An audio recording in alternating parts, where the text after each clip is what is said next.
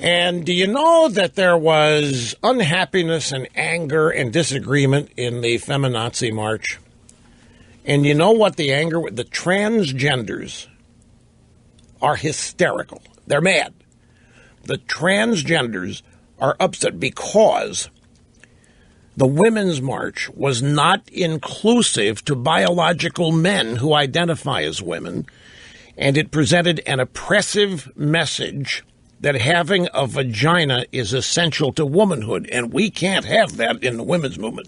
If we're going to say that a vagina is essential to womanhood, then we're being discriminatory, and then the transgenders got all mad because they thought they weren't included. They started railing on the cisgenders, the CIS. You know what that? You know what a cisgender is? You ever heard that? Let me explain it when we get back. All right, so the headline of the story, transgender activists upset over white cis women march. CIS. So do you know what a cis... Oh, you do now. You looked it up. Ah, okay. Well, a lot of people, I'm sure, read this sentence and said, what's this? And this particular story...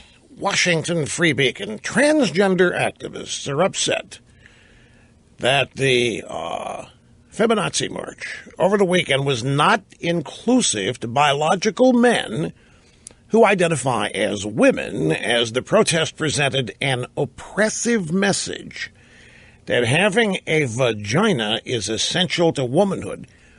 See, in the Democrat, this is mainstream Democrat Party stuff. I mean, the Democrat Party, the media portrayed what happened in this protest as normal as the sun's rising and setting every day. This is one of the things remarkable about it. This collection of abject, insane lunatics was portrayed as normal. It was more normal than the Trump inauguration, which is the result of a fraud and a stolen election. But the Women's March, now that's normalcy.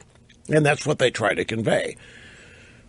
And now we find out that transgender activists were not happy at all during the feminazi march because men, biological men, for those of you in Rio Linda, that means men with a package,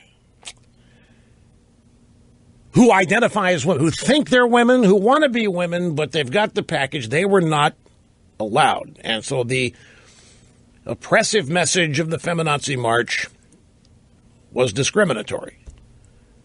And that means, or that is, that having a vagina is essential to womanhood. That is a controversial statement. That is... We're not talking about a couple or three fringe people here. We're talking about what has become the base of the Democrat Party. I mean, you heard the media celebrating the numbers. Lordy, there were millions and millions and millions out there, and they were all over the country. Not just all over the country, they were all over the world. And a bunch of people were upset because apparently thinking that a vagina is essential to womanhood is discriminatory. And so the trannies, the transgender activists, they were upset because to them this was a white cisgender march. Let me save you the trouble. Cisgender simply means you're a woman, you're born a woman, you're a woman. That makes you a cisgender woman, as opposed to a transgender woman who used to be a male, or still is a male, but you want to be or think of yourself as a woman. That makes you a tranny. But if you were born a woman and you like it and you're happy, you're not just a woman. No. In the tranny community, you are noted as cisgender.